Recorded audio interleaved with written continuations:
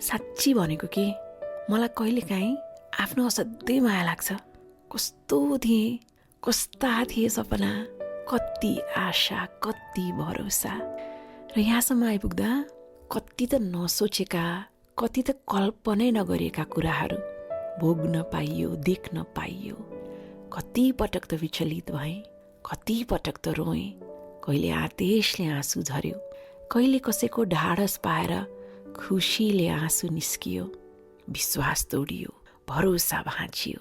तर सोच्दै नसोचेको ठाउँबाट सहारा र साथ पनि त पाइयो। जे होस्, ए जिन्दगी सधैँ कृतज्ञ छु।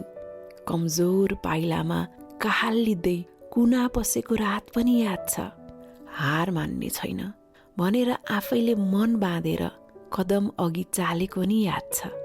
र अहिले साँच्ची आफैले आफैलाई धाप मान्न मन लाग्छ, स्याबास भन्न मन लाग्छ। तर सकिएका छैनन् समस्याहरू, आइरहनेछन् चुनौतीहरू।